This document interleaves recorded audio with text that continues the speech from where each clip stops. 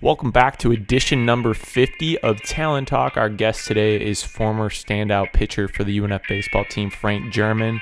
German was a two-time first-team All-ASUN conference pick, and he was a fourth-round draft pick by the Yankees after the 2018 season at UNF. He was recently traded to the Boston Red Sox. We talk about that today and a little bit more.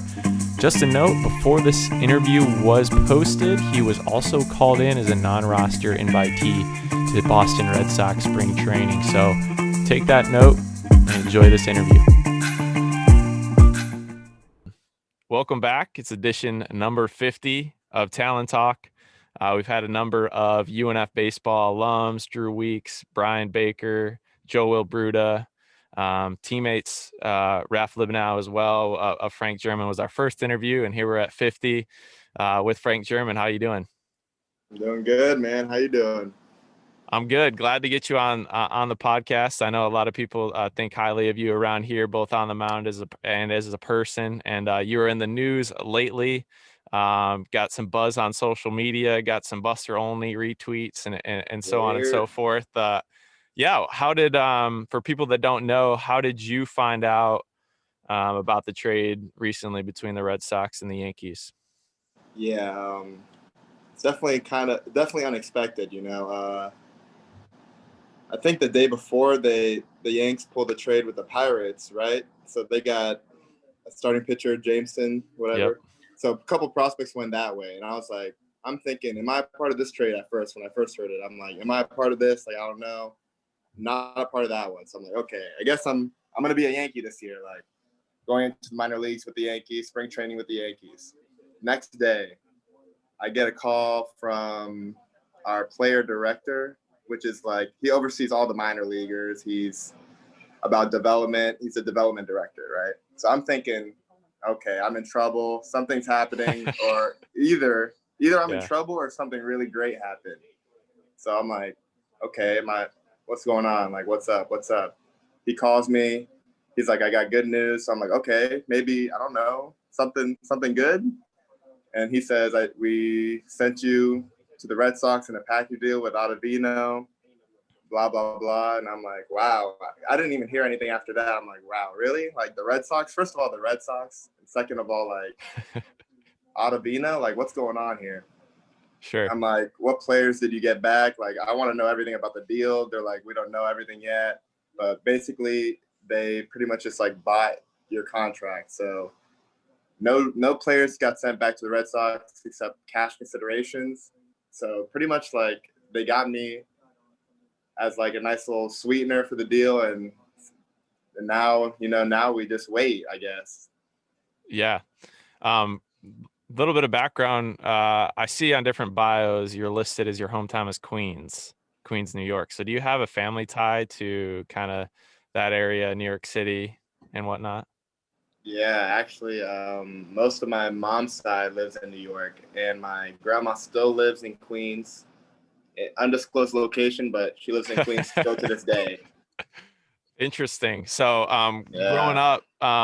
growing up, you obviously get drafted, go to the Yankees. Were you a Yankees fan, Mets fan growing up? How was that? Yeah, it's kind of weird separating fandom from like your career, but I was a Yeah. Mets fan actually. Okay. I was a Mets fan, but it did work out kind of nicely at first with the Yankees because, New York, all that. I could fake that little story, but I was a Mets fan from the beginning. Okay. Yeah, I was in New Jersey for a couple years, and it was kind of split where I was in New Jersey, North Jersey. Obviously, you get further south, you start getting Phillies fans and whatnot. But most people, Yeah. in the Queens area, the Flushing area, they're Mets fans, and diehard Mets fan. I grew up a Cubs fan, and I was raised to not like the Mets for various reasons, since they usually got in the way. Yeah, they usually got in the way. I feel like you could go two routes, especially if you're from a city like that. Yeah. You could go with like the underdog team or the star power team. So the Yankees were the star power, the Mets were underdogs. Like I'm more of a fan of that underdog story. So Fair enough. You know, and a lot of people don't always understand that when you're in a city, people would ask you, you're from Chicago, are you a, you know, Sox or Cubs fan? And you got to pick one, you know, you got to pick one. And some Yeah. people from the outside don't understand that you're not a fan of both, you know, so Yeah. there's That's always that goes 100%. into it. Right. Right. So, yeah, so that was a big deal. The day of, I found out the day of the trade, obviously, and seeing different people tweet about it. You know, major social media accounts and Buster Olney, and getting traded with Adam Ottavino. Obviously, is a pretty big name for serious baseball followers and has had logged a lot of innings in the major leagues. What is that like for you mentally? Does it, you know, feel weird to kind of be involved in something like this rare as well? Because it is a rare trade. Yeah. It is definitely kind of like, it's kind of weird, definitely, especially getting traded with Ottavino because Hmm. unexpected, as I said before. But just like the two teams that were involved, it is kind of weird because they do have that rivalry thing going on. Hmm. So it could play out where, you know, I pitch against them often if I'm a part of the major league roster. So that could be interesting, and I got that in the back of my mind, you know. Fair enough. So what's it like right now? You're dealing with the transition, obviously, after getting that news, but in terms of being a minor leaguer, what's the reality for a minor leaguer right now with the uncertainty of the season for that level of baseball? Yeah, I mean, it is a little bit tricky right now. Been training pretty much just like the past calendar year, just hoping and waiting. But I think we're off to the right foot this time around because, like last year, there was a lot of, you know, what's going to happen. We can't do this, we can't do that. There's a lot of restrictions. But now, you know, we see they had a season last year. They pulled that one off, the baseball one. You know, football just ended pretty cleanly. You know, I mean, Yeah. a couple of speed bumps, but so hopefully they can get, you know, send the minor leaguers out, and I think it should work out as long as we're, you know, safe and follow everything. How are you training? Like, what are the things that you've done to train and stay in shape, considering you're not able to compete at the same frequency? Yeah, I think yeah, in April that was a mess. So Hmm. that was really early on, but pretty much like obviously the baseball training is what it is, you know, like throwing every day, running, like that's the pitcher's lifestyle, right? Hmm. But it does get kind of, you know, monotonous. And so for me personally, I like to play different sports. Like I like to play basketball too, like, you know, football, like anything like kind of athletic where you're like you can work on your athleticism while also like getting a good workout and sweat going. Like that's what I was about like last year, you know, kind of like trying to just be a better athlete, but also concentrating on baseball, but all around too. Sure. I think that's what I was trying to tackle because it does get boring to do the same thing over and over again, especially if there's no games involved. Yeah, I mean, that's the thing about being a pitcher. You know, obviously there's only so many times that you can throw off of against the wall. There's only so many times that you can Exactly. run poles. There's only so many times that you can 100%. do a long toss, you know, and all those things. About basketball, did you and Depperman go one-on-one much? Because I know he was a big basketball guy. Oh man. I mean, I think that's a funny thing because I think we played kind of recently, like me and him, and I'm not gonna say who won because I didn't, but yeah, he is a good athlete and a good basketball player. So yeah, we shared a couple battles for sure. Both of you guys, very, very, very high up in the charts, strikeout pitcher wise at UNF in terms of records and wins. Got to see Brad pitch, and then I came on the wings of your career here at UNF, and really blossomed at UNF. For you, you know, before we talk about some of those numbers at North Florida, why was it UNF? How did you come to UNF? What was kind of that process like? Yeah, I think that's also kind of a funny story too because at first I was committed to a junior college, Lake Sumter State Hmm. College, you know, not too far. Hmm. But I always had like my eyes set on UNF, and I think that's because one of my cousins was a student manager at the time in like 2015. So I was like, he would always talk about UNF and like how the baseball team's doing. I'm like, I want to be a part of that team. Like it sounds fun. I feel like that would be like a perfect school for me. and you can play at the highest level. So I really was like pushing him. I was like, tell the coaches about me. Like, I'm doing good this year. Like, and, he was more just like, yeah, whatever. Like, we're going to see what we can do. But I think at the end of my senior year, right, there was a little buzz about me. Just like there were some schools like approaching me, and one of them was like USC Upstate, right? And that was a school in the conference. And I'm like, okay, if one of the ASUN schools is, talking to me and all that, like this is perfect bait for UNF. So I told him to tell everyone. And then from there on, went up to UNF, met the coaches, did all that. And that's kind of how that happened. And it was really like it was really smooth. It was kind of like, just like it worked out perfectly in my book,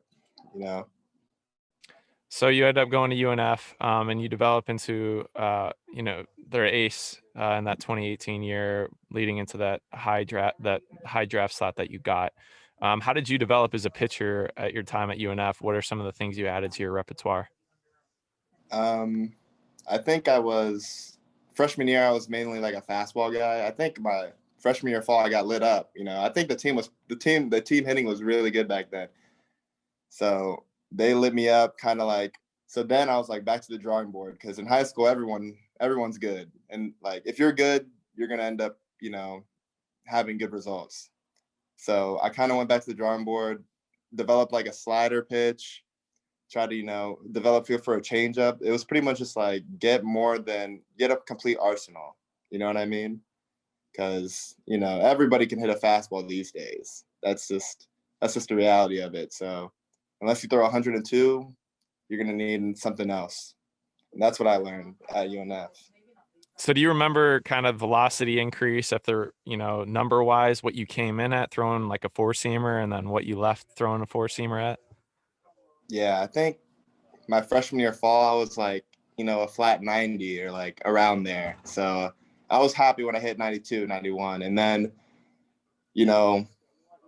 3 years of like weightlifting and all that at UNF turned into like 94, 95. So that was good. I credit them for that, but that was all part of just development, at UNF.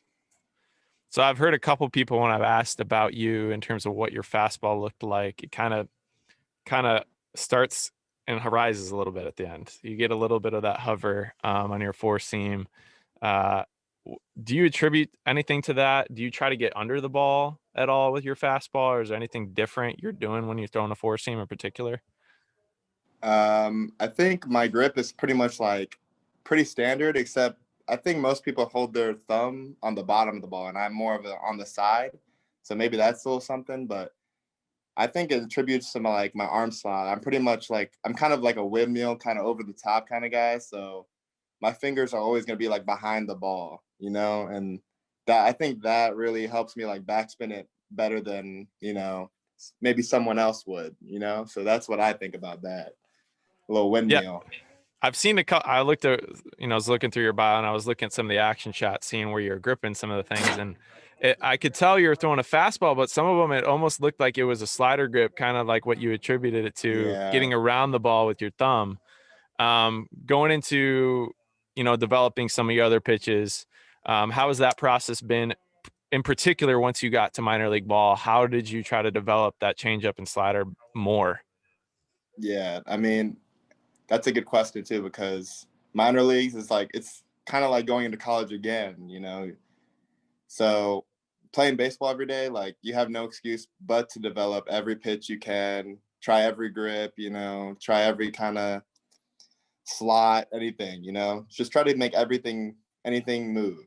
Okay. So for me, that changeup was key, because righties I felt comfortable, but lefties, a little bit uncomfortable, and you need a little something to go away from them. And that was the changeup, but for some reason mine didn't want to go away. So that's still something I'm developing like to this day, but I feel I've made good ground on it. I've made good ground. And minor leagues, like when the season's going on and you just go to the field every day, it's easy to go through the motions, but you have no excuse but to develop those pitches, or else, I mean, what are you doing?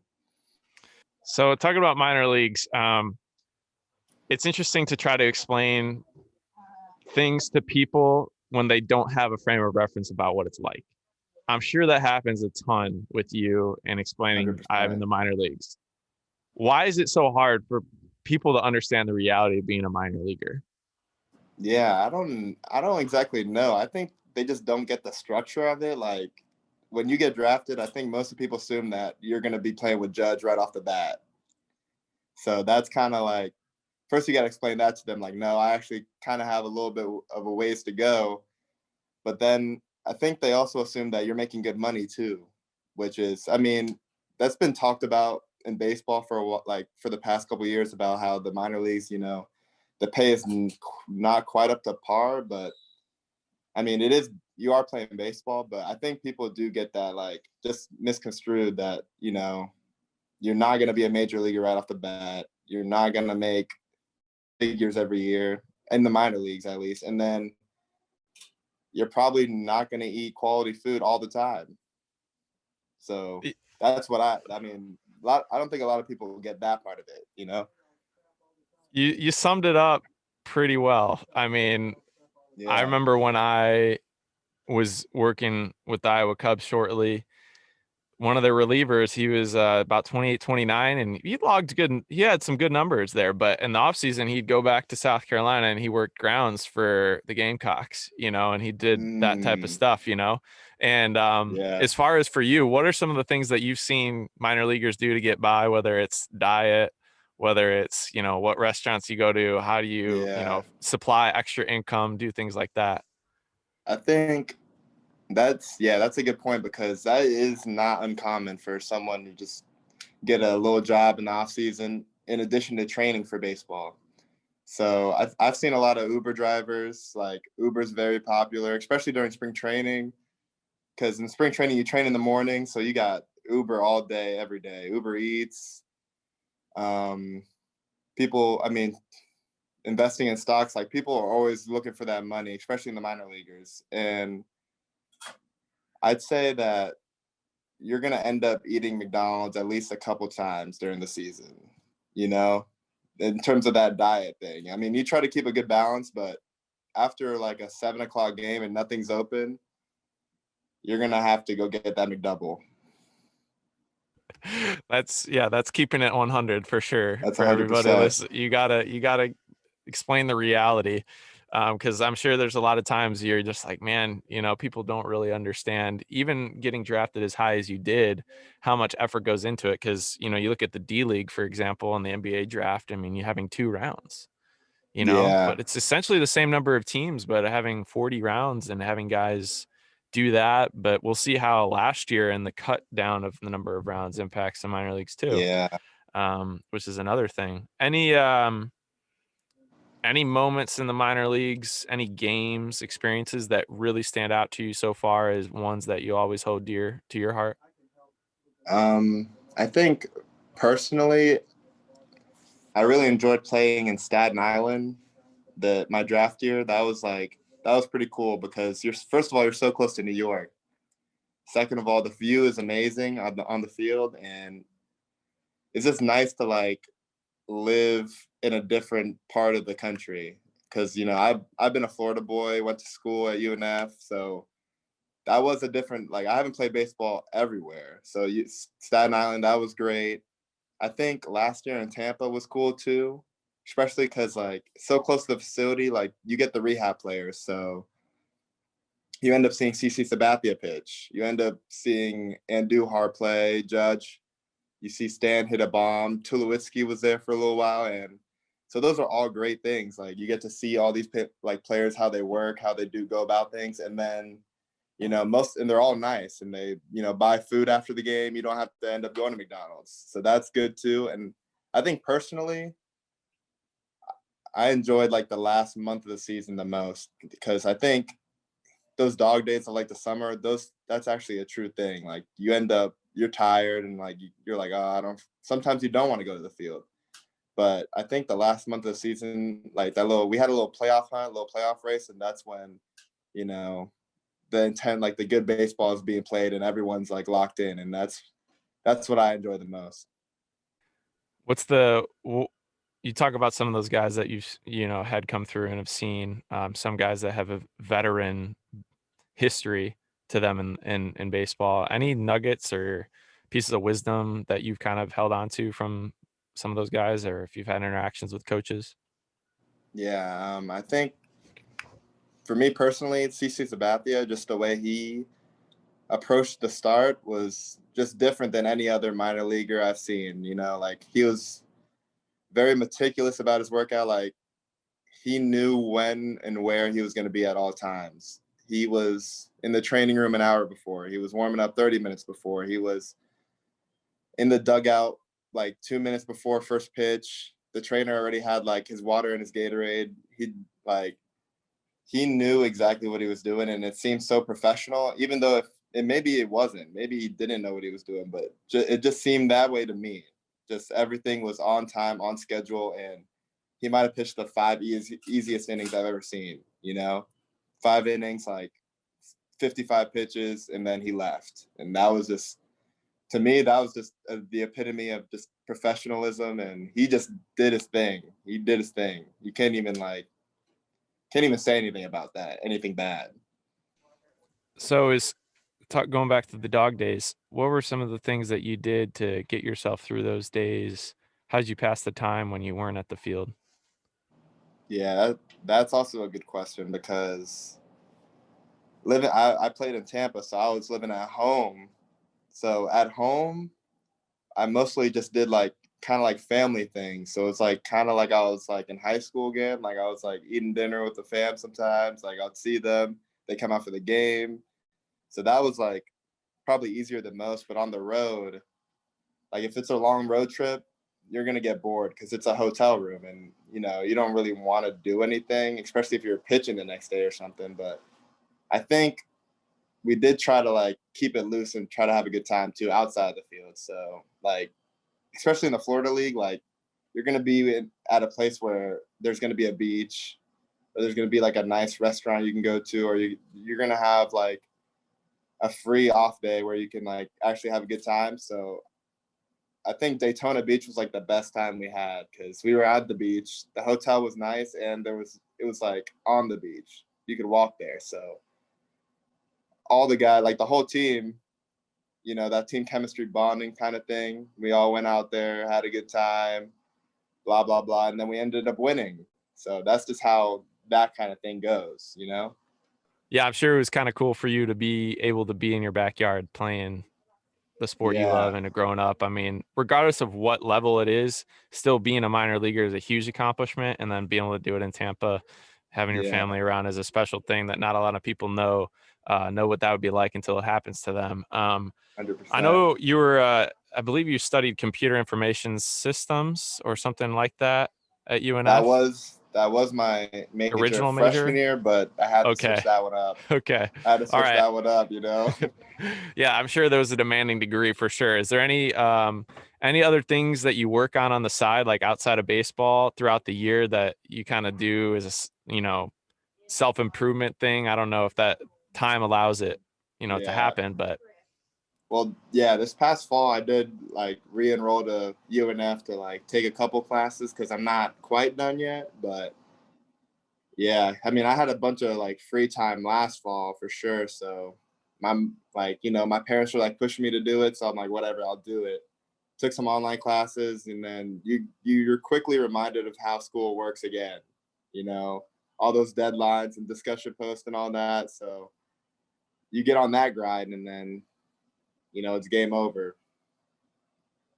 going back to UNF, that senior year you had quite a run, or that 2018 year you had quite a run. In a couple huge games. I believe you had a battle against Logan Gilbert, and then a huge game against Kennesaw State in the tournament. Favorite game that you pitched at UNF? Could you pinpoint one? I think those were two good options right there already. So the Logan Gilbert one that was a duel. The Kennesaw one was good too because that was the tournament time, and that was like, that's why you play baseball. So I think those are two good options. I'm trying to think of like a sleeper option. Like I think I enjoyed pitching against like those the Florida teams, like Florida, like maybe South Carolina when we played them. Like those were cool because you're playing against SEC competition, the best of the best. And, you know, we hung in there both those games and we put on a good performance, but obviously, you know, we couldn't quite get in. We couldn't quite get them. I know the year after they beat Florida, but that year we did not beat them. You know, that was tough, but I always enjoyed playing like the big schools because, you know, that was just added adrenaline to the fire. Yeah, you got to host, you know, #1 Florida. We're getting to host Florida again this year. They're #1 preseason. So, I mean, that schedule is insane. Yeah, it's no joke. There's no rest for the weary in the non-conference schedule, and even in the conference schedule this year, they got Georgia, South Carolina, Florida, Florida State. You're playing JU, Stetson, and FGCU that many times. There's no rest for the weary.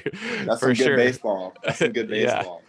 And you know the best. I mean, that's the thing about baseball too, that not everybody grasps is the ASUN brings that, and baseball down here brings that. That's why you get to play those SEC and ACC 100%. teams. ASUN definitely deserves some respect because we do play the best of the best. Yeah, I mean, a number of great teams, and then even after you left, they added Liberty, so you got another good team in there. I mean, there's really no letting up. Right. Yeah. And I believe Eastern Kentucky has some good teams occasionally, and they're getting added as well. As far as you as a pitcher, any guys that you liked watching growing up, you guys you looked up to? Yeah, I think I'm Dominican, so my parents, you know, raised me on that Dominican. I think that's why I play baseball, because like that's just like that's a given sometimes. But Pedro Martinez was like the Dominican hero because he's just so nasty back then, and those, especially the Red Sox days. So that's pretty cool. And then me being a Tampa guy, like I love Chris Archer. So Chris Archer, you know, he's back in Tampa, so that's a great thing. And he probably, the way he can just like, he's like a strikeout artist, and that's like kind of the pitchers I like to watch. Like he knows how to strike people out. He knows how to like move his pitches in a way where like the fastball will tunnel the slider in a perfect way and result in that swing and miss. And that's kind of like, that's the pitchers I like to watch, like the strikeout guys. So Max Scherzer, it's a good one. Of course, Verlander. So like those righty strikeout pitchers, that's like my niche right there. Pitch tunneling right there. That's some next level discussion right there. That's the new pitching wave. You know, that is some new age type stuff right there. That's some new age pitching lingo. No doubt. It's always fun to watch those strikeout pitchers, whether it's even some guys' strikeout pitches that you know, backdoor two-seamer or front door or change up, even guys like Kyle Hendricks doing that as well. Those front hit two-seamers, those are a beautiful thing to watch. You can't look past those. There's a lot of good stuff on Twitter. That's probably the majority of my Twitter consumption is watching those. Me too, man. Yeah, you got to stay locked in on it. I mean, it's never ending source of video on it today, especially. So. 100%, yeah, dude. Chris Archer though, great. You know, his curveball, the way he'd break off some curveballs, he has a good 12-6, and then Pedro Martinez, unparalleled changeup screwball pitcher too, no doubt. Yeah, man, that's the pitch right there. That changeup, I'm still trying to figure out how you can throw that. I'm still trying to figure it out. Yeah, he'd turn that thing completely off the table every time. That's baffling to me. It really did look like a screwball. It really did. Yeah, good night to left-handed hitters too. I mean, thinking that's a fastball. What you were talking about. That's what I need. That's the thing right there. That's exactly what I need, man. So looking ahead to this next month, February is a huge month for minor leaguers. Kind of what's the day-to-day and how do you stay locked in for whatever might happen? Yeah, you know, this is actually kind of exciting because, you know, it's kind of like training with a purpose now because the games are about to begin. So I'm kind of just like waiting word on like what the Red Sox plans for me are. So I think minor league camp is going to be a little bit after major league camp. So we don't know. I don't know exactly when I'm going to, you know, drive down to Fort Myers, but it is exciting now because you are training with a purpose, and you can hear like there's talks of like, okay, this is about to happen. They're about to agree on a 162 season deal, and so you're beginning to feel baseball in the air, especially after like football just ended. Basketball's like getting underway, so it's baseball's time now, and you're starting to feel that a little bit. Yeah, that's and obviously being involved in the recent deal too, and adjusting to that, and that provides a whole new level of energy, I'm sure. Any other shout outs? Anything you want to leave with, Frank? Shout outs. I mean, I shout out the UNF baseball team this year. I think they're gonna, kill it. We're going for that tournament title, so I'm shouting them out. Eddie Miller, TP, Abraham, all of them. They're gonna kill it. What else I got? Just UNF athletics in general. Keep pushing the limit. Well, thanks for that PSA, Frank. Thanks for taking the time to jump on. It's a great day behind you. I hope that you have a good rest of your day, and we'll be following things the next couple weeks. All right. Thanks, Brock. I appreciate you, man. Thanks for listening to Talon Talk. Find the complete archive along with feature articles on UNFospreys.com by going to Fans and Talon Talk podcast series under the Multimedia tab.